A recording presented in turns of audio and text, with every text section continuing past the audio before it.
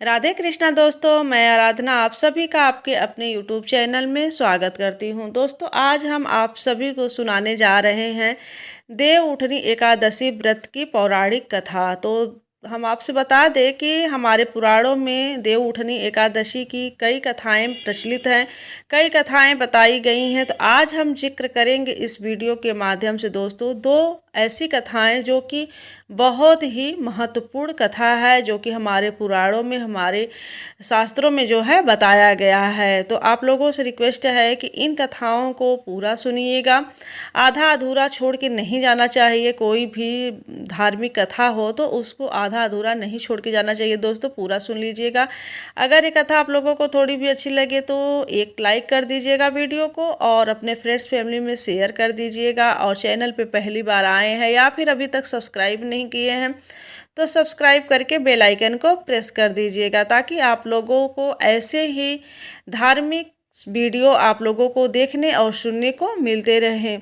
तो चलिए दोस्तों, आज की हम कथा सुनाते हैं। तो जैसा कि हम देव उठनी एकादशी व्रत के बारे में कब हम इसका व्रत रखेंगे, किस समय हम इसका पारण करेंगे, पूजा विधि, बहुत सारी बातें हम पिछले वीडियो में आप लोगों के साथ शेयर कर चुके हैं। आप लोग अगर नहीं देखे हैं तो जाके आप लोग देख सकते हैं। संपूर्ण जानकारी पिछले वीडियो में देव उठनी एकादशी के बारे में आप लोगों को मिल जाएगा। तो आज हम जिक्र करेंगे दोस्तों जो है देव उठनी एकादशी व्रत कथा। तो चलिए हम आज व्रत कथा आप लोगों को सुनाते हैं।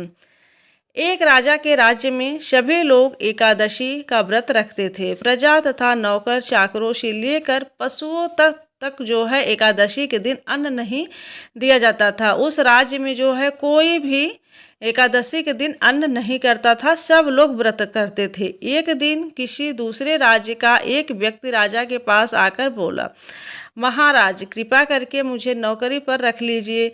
तब राजा ने उसके सामने एक शर्त रख दी कि ठीक है, रख लेते हैं, लेकिन क्या करना है तुम्हें कि रोज़ तो तुम्हें खाने को सब कुछ मिलेगा, जो तुम कहोगे सब कुछ मिलेगा, पर एकादशी को हम तुम्हें अन्न नहीं देंगे, क्योंकि हमारे यहाँ जो है एकादशी को जितने भी जीव जंतु हैं, जितने भी मनुष्य हैं, किसी को भी अन्न नहीं मिलता है। सभी लोग हमारे राज्य में जो है व्रत रखते हैं। तो उस व्यक्ति ने उस समय हाँ कर ली। पर एकादशी के दिन जब उसे फलाहार का सामान दिया गया, जब उसको फलाहार खाने को लिए दिया गया, तो वह राजा के सामने जाकर गिड़गिड़ाने लगा और बोलता है कि हे महाराज, इससे मेरा पेट तो भरेगा ही नहीं, मैं भूखा ही मर जाऊंगा, मुझे कृपया करके आप अन्न दे दीजिए।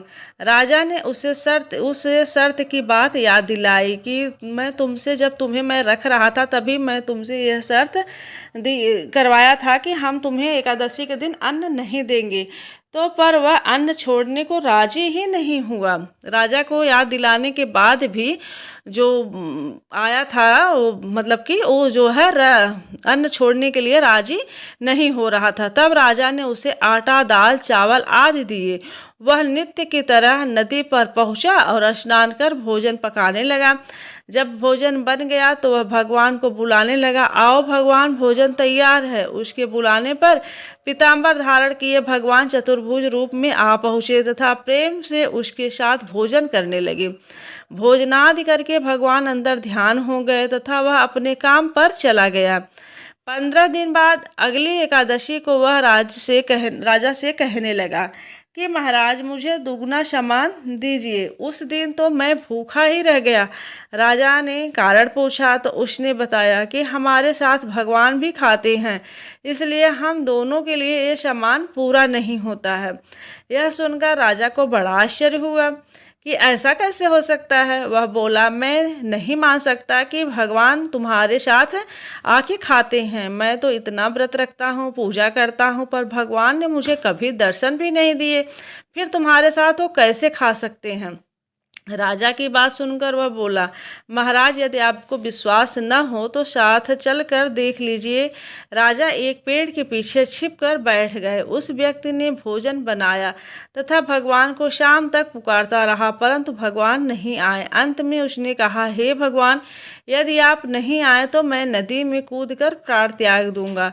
लेकिन भगवान नहीं आए। तब वह प्राण त्यागने के उद्देश्य से नदी की तरफ बढ़ा। प्राण त्यागने का उसका दृढ़ इरादा जानकर शीघ्र ही श्री हरि विष्णु प्रकट हो गए और उसे रोक लिए और साथ बैठकर भोजन करने लगे। खा पीकर वे उसे अपने विमान में बिठाकर अपने धाम ले गए। यह देख राजा ने सोचा कि व्रत उपवास से तब तक कोई फायदा नहीं होता जब तक मन शुद्ध न हो। इससे राजा को ज्ञान मिला, वह भी मन से व्रत उपवास करने लगा और अंत में स्वर्ग को प्राप्त हुआ। तो दोस्तों, इस कहानी से आप लोगों को क्या सीख मिलती है कमेंट में ज़रूर बताइएगा। और अब हम सुनाते हैं आप लोगों को एक और एकादशी व्रत कथा, देव उठनी एकादशी की। हम इस वीडियो में 2 एकादशी व्रत कथा के जिक्र करेंगे। दूसरा है ये कि एक राजा था, उसके राज्य में प्रजा सुखी थी। एकादशी को कोई भी अन्न नहीं बेचता था, सभी फलाहार करते थे। एक बार भगवान ने राजा की परीक्षा लेनी चाहिए। भगवान ने एक सुंदरी का रूप धारण किया तथा सड़क पर बैठ गए। तभी राजा जो है उधर से निकले और सुंदरी को देख चकित रह गए। उसने पूछा, हे सुंदरी, तुम कौन हो और इस तरह यहाँ क्यों बैठी हो?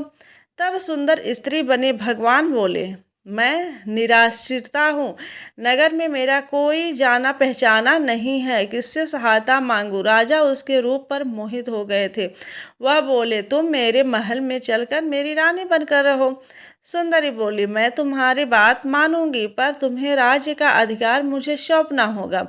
राज्य पर मेरा पूर्ण अधिकार होगा, मैं जो भी बनाऊंगी तुम्हें खाना होगा। राजा उसके रूप पर मोहित था, अतः उसकी सभी शर्तें स्वीकार कर ली। अगले दिन एकादशी थी। रानी ने हुक्म दिया कि बाजारों में अन्य दिनों की तरह अन्न बेचा जाए।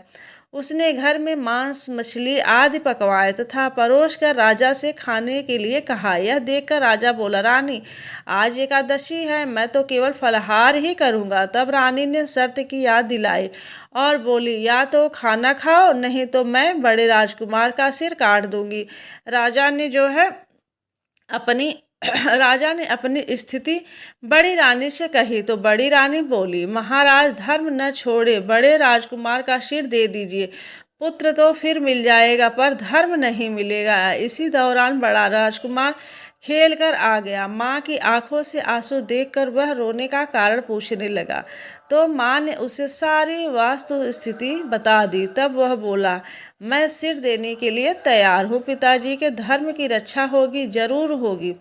राजा दुखी मन से राजकुमार का सिर देने को तैयार हुआ तो रानी के रूप से भगवान विष्णु ने प्रकट होकर असली बात बताई। राजन, तुम इस कठिन परीक्षा में पास हुए। भगवान ने प्रसन्न मन से राजा से वर मांगने को कहा तो राजा बोले, आपका दिया सब कुछ है प्रभु हमारे पास, लेकिन हमारा आप उद्धार कर दीजिए। उसी समय वहाँ एक विमान उतरा।